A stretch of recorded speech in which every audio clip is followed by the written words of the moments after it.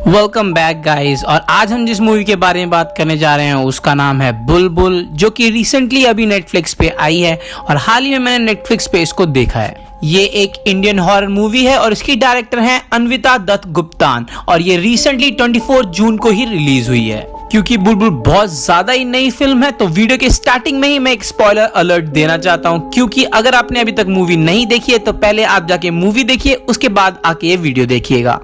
Video start करने से पहले अभी तक आपने हमारे चैनल को सब्सक्राइब नहीं किया तो जल्दी से सब्सक्राइब कर लीजिए और बेल आइकन को भी हिट कर दीजिएगा, जिससे कि हमारी आने वाली वीडियोस की नोटिफिकेशन सबसे पहले आपके पास आ जाएगी।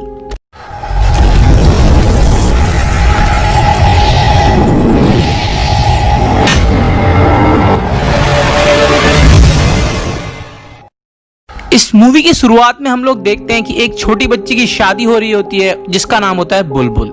बुलबुल जब 7 या 8 साल की होती है तभी उसकी शादी कर दी जाती है और बुलबुल को ये लगता है कि उसकी शादी सत्या के साथ हो रही होती है। वो सोचती है कि शादी के बाद वो सत्या से चुड़ैलों की कहानी सुनेगी, उसके साथ खेलेगी, घूमेगी और उसके साथ बहुत सारी शैतानियां करेगी। उसके बाद सीन चेंज हो जाता है और हम देखते हैं बुलबुल को एक डोली में जिसके साथ सत्या भी होता है और वो उसको चुड़ैलों की कहानियां सुना रहा होता है। उसके बाद वो लोग घर पहुंच जाते हैं और तभी भी सत्या उसको चुड़ैलों की कहानी सुना रहा होता है। जब बुलबुल कहानी सुनने में व्यस्त होती है तभी सत्या वहां से चला जाता है और उसके बाद आते हैं इंद्रनील ठाकुर, जो कि सत्या के बड़े भाई होते हैं। बुलबुल उनसे पूछती है कि सत्या कहाँ है, मतलब उसका पति कहाँ है, मगर इंद्रनील ठाकुर उसको बताते हैं कि वही उसके पति हैं। फिर अगेन सीन चेंज होता है और बात आती है 20 साल बाद की। सत्या ठाकुर अब बड़े हो गए हैं और वो पढ़ लिख के लंदन से वापस आए हैं। सत्या को वापस आके हवेली एकदम बदली बदली सी लगती है और साथ ही उसकी भाभी बुलबुल भी, और उसकी बड़ी भाभी अब विधवा हो चुकी है क्योंकि महेंद्र ठाकुर को मरे हुए आज 1 साल हो गया है। और इंद्रनील ठाकुर हवेली से बाहर रहते हैं क्योंकि कहा जाता है कि महेंद्र ठाकुर को चुड़ैल ने मारा था और इस बात पे सत्या बिल्कुल भी यकीन नहीं करता। कुछ दिनों बाद मास्टर दिनकर की भी मौत हो जाती है और सबको यही लगता है कि मास्टर दिनकर को भी चुड़ैल ने ही मारा है, मगर सत्या को इस बात पर बिल्कुल भी यकीन नहीं होता। उसको यही लगता है ये सब कोई एक इंसान ही कर रहा है। और एक बार तो सत्या की भाभी बुलबुल उसको टोक भी देती है कि आप ये ही क्यों समझते हैं कि ये सब कोई एक मर्द ही कर रहा है, ये कोई औरत भी तो कर सकती है।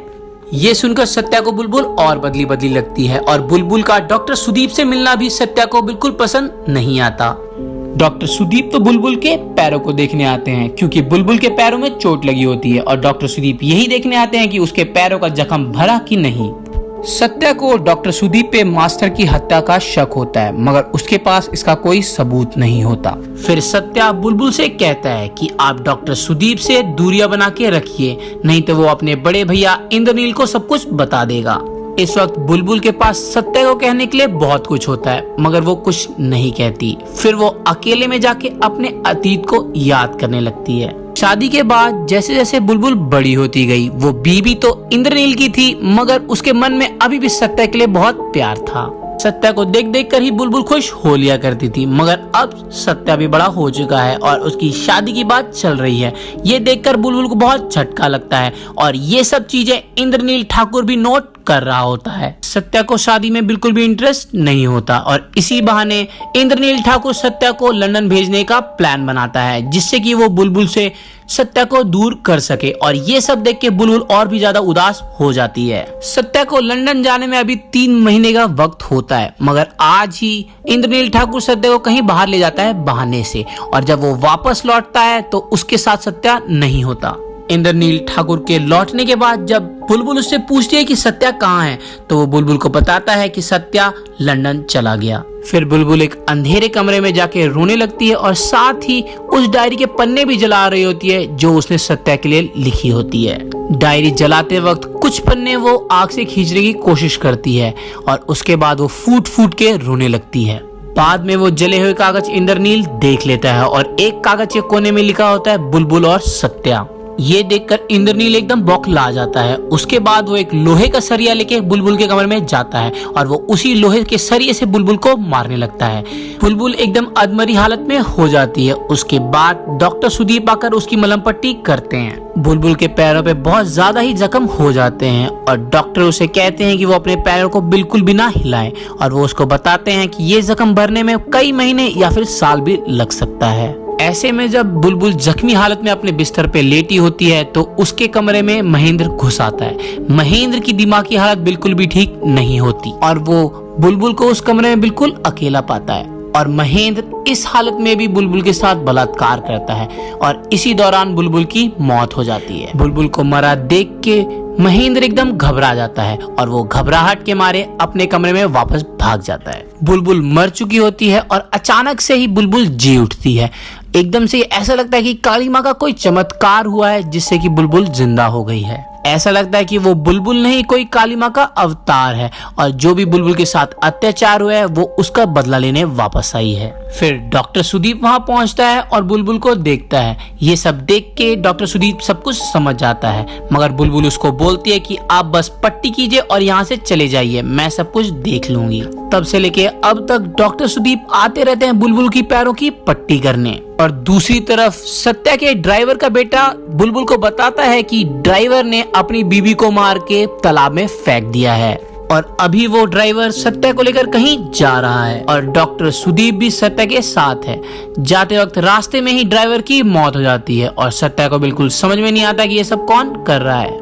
तभी अचानक से सत्या के सामने एक साया सा आ जाता है। तभी सत्या अपनी राइफल उठा के उसके ऊपर शूट करने लगता है। फिर वो साया गायब हो जाता है। सत्या फिर उस साये का पीछा करने लगता है और दूसरी तरफ डॉक्टर सुदीप को बुलबुल दिखाई देती है, बिल्कुल 1 साल पहले जैसी वाली, जैसे वो अधमरी अवस्था में थी। और उसके पैर के जख्म देख के डॉक्टर सुदीप समझ जाते हैं कि इसके अंदर कोई दैवीय शक्ति है जिसने महेंद्र को मारा, ड्राइवर को मारा और मास्टर को मारा, जिसने की अपनी बीवी की हत्या की थी। और इसके बाद ये परछाई गायब हो जाती है। फिर उसके बाद सत्य आता है और कहता है कि हाँ मैं मानता हूँ कि चुड़ैल है और उसी ने ये सारी हत्याएं की हैं और आज मैं उस चुड़ैल को जलाकर ही मानूंगा। सुदीप उसको रोकने की कोशिश करता है मगर सत्य अपने आप को सुदीप से छुड़ा के भाग जाता है और पूरे जंगल में आग लगा देता है। उसको ये नहीं पता होता कि वो जिसको चुड़ैल समझ रहा है वो कोई और नहीं बुलबुल है और उसके शरीर में कोई दैवीय शक्ति है। फिर सुदीप बड़ी बहरानी करके आवाज लगाता है और ये सुनकर सत्या जमीन पे गिर के फूट फूट के रोने लग जाता है और ये बोलता है कि ये मैंने क्या कर दिया, अपनी भाभी को ही जला डाला।